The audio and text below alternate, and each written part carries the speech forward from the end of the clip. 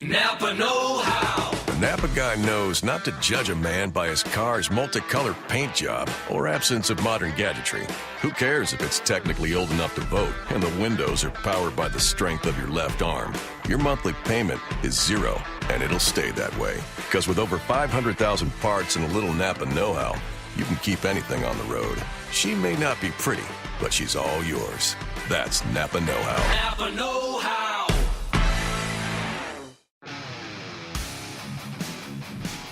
This is episode 732 of No BS Job Search Advice Radio. I'm Jeff Altman, the Big Game Hunter. I'm the head coach for Job Search, CoachingHQ.com, and NoBSCoachingAdvice.com. And welcome.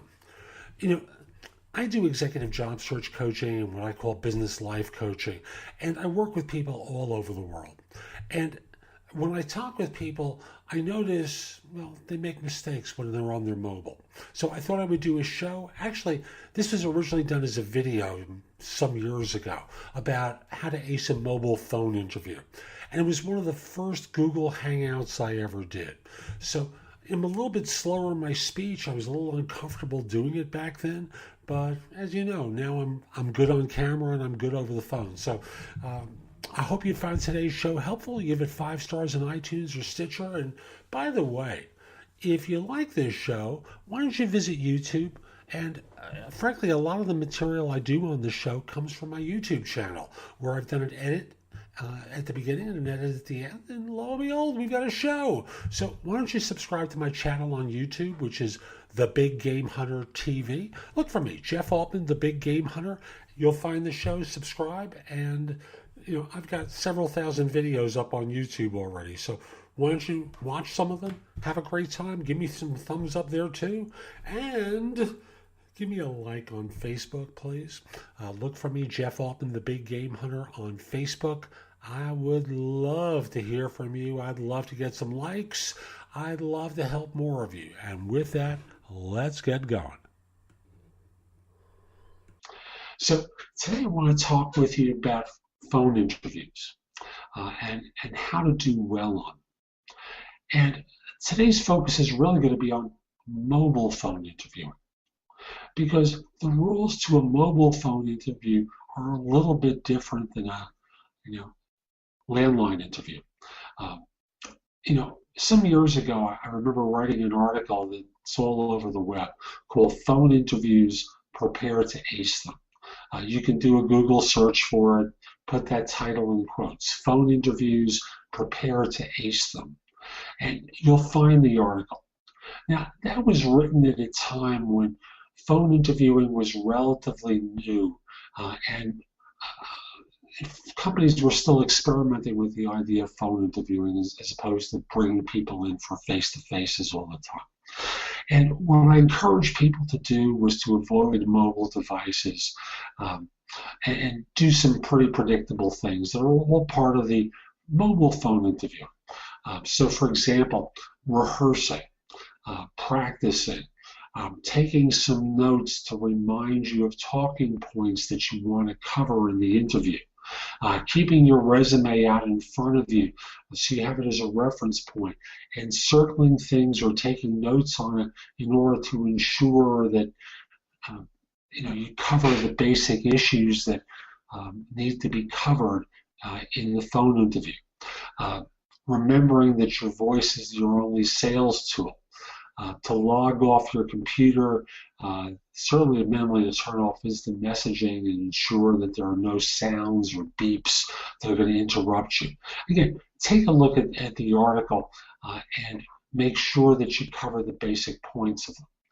Now, I also want to say that mobile phone interviewing is a lot more realistic these days because the fact of the matter is most of you are out and about.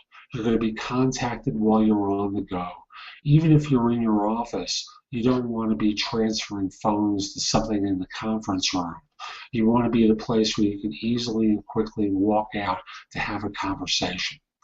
And that's why I've decided to update that article and speak to the mobile experience and add on a couple of points to that original article. Again, the notion of researching the employer to ensure that you cover everything that's required by keeping your resume out, taking some notes, and hitting those points. Because remember, they can't see what you're doing.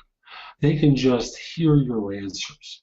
So here's a couple of things that I want to remind you of when you're doing a mobile phone interview.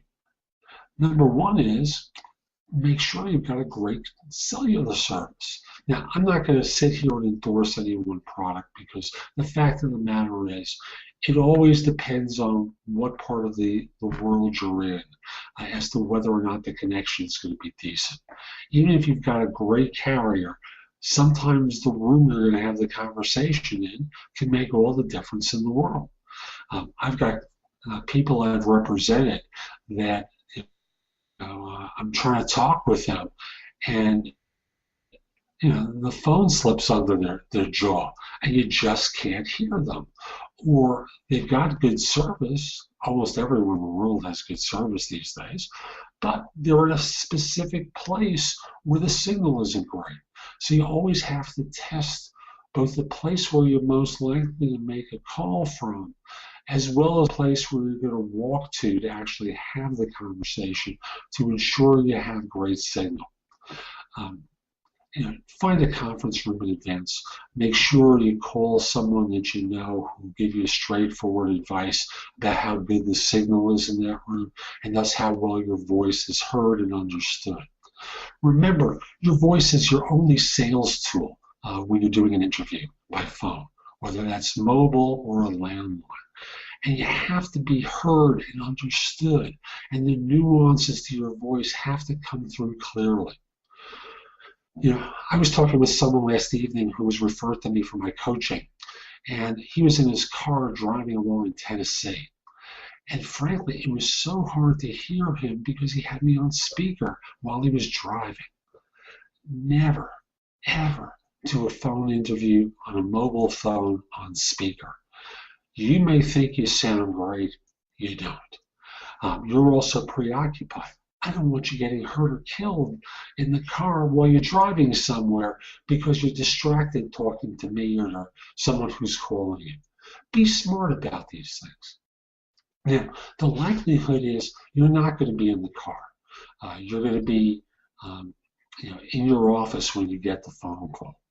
And as such, always make sure that you speak up and speak clearly. You can just simply ask at the beginning of the conversation as you start the conversation, I just want to make sure that you can hear me clearly. I'm on my mobile right now. Is my voice coming through well? This way, if it isn't, 9 times out of 10, they're going to tell you. And if they don't, it's their mistake because you're offering yourself up to get that advice. So very simply, always check out the place that you're going to do the conversation to ensure that you have clear signal. Speak clearly, enunciate. You never want your answers to come through muddy. Your voice is your only sales tool, so make sure you use it with passion and enthusiasm. Sound excited, because remember, they're not going to be influenced by what a great wardrobe you have. They're not going to be influenced by anything other than the quality of your answers and the tone of your voice. So be smart. Test out that area where you're going to be having the conversation. Do your homework in advance of the interview to make sure that you know something about the firm. Use LinkedIn and Google to find out about the person who's going to be calling you. Take the time to do your homework. Practice. I don't know about you, but when I watch great athletes perform, it's not like they just walked out on the court, walked out on the field, just got out on the tennis court and just started to hit a ball or shoot a basket or throw one. These are folks that have been practicing their entire lives. You can't just walk into an interview and prepare to ace it without rehearsing. Spend the time to rehearse with someone.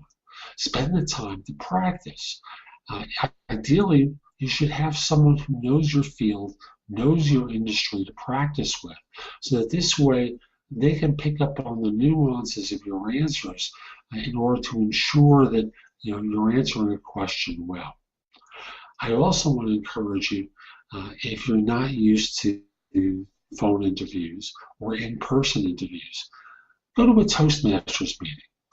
Toastmasters is an organization that allows you to practice public speaking. And the rules of public speaking are pretty much the same as interviewing. You want to engage your audience, you want to captivate them, you want to get them interested, and you want to practice spontaneous speaking. So they have a function at Toastmasters meetings called table topics, where you're asked a question off the cuff. You have no idea if you're going to be selected, and then you have to stand up and answer it in 2 minutes or less. So, for example, there's a moderator who will be there who will start off by saying, it's spring. Spring is a time where we get rid of the doldrums of the cold weather and we start to get into nice weather. When I think of spring, I think of planting in my garden. Jeff, what do you think of when you think of spring? And then I would have to stand up and answer that question. Practicing being extemporaneous is a great practice tool for phone interviewing, because the only time you know that it's the interview is when the phone rings and it's them on the line saying, "Hi, Jeff, my name is so-and-so. I'm a recruiter with such and such firm, or I'm a manager with so-and-so. We received your resume and want to speak with you. Is this a good time?" And you got to be ready. So practice by going to Toastmasters, practice with friends, make sure that you're in the right place for your interview so that it's a location where you get great cell signal. Rehearse, speak clearly, take notes, like specifically when they ask you a question, jot it down to ensure that you stay on point with your answer. And I'm sure you're going to ace your next phone interview on your mobile. So that's today's show. I hope you found it helpful. And if you did, here are a few ways that you can connect with me. The first one, of course, is reach out to me on LinkedIn. My page there is linkedin.com/IN/The Big Game Hunter. Mention that you listen to the show because I love to hear from my listeners. It just puts a big smile on my face. Next, if you're an executive and interested in my coaching you, email me at jeffaltman@thebiggamehunter.us. Mention in the subject line that you're interested in coaching. I'll reach back to you. We'll set up a time to speak. We'll figure out whether this makes sense. I want to be clear. I'm not here to be your recruiter. I no longer do search work. I'm a coach helping people find their next position. And as such, my work is not free. I'm not doing this as a charitable endeavor. I'm here to see whether I can help you and whether your background is something where I can be of service. And if you're not an executive, the best place to connect with me is with JobSearchCoachingHQ.com. That's my site where I've curated information that I've created and other people have created. It's there with their permission, of course. And you can ask me questions. So right now there's over 400 pieces of content there, plus the ability to ask me questions. So again, JobSearchCoachingHQ.com is that site. And by the way, and I haven't really mentioned this on the site, in addition to doing job search coaching, I also do executive coaching and life coaching. And I've done so for years. So if you're interested in that, message me again at my email address, jeffaltman@thebiggamehunter.us. Tell me about what you're interested in, and I'll get back to you and we'll talk about it. Hope you found this helpful, and in the meantime, have a great day. Take care.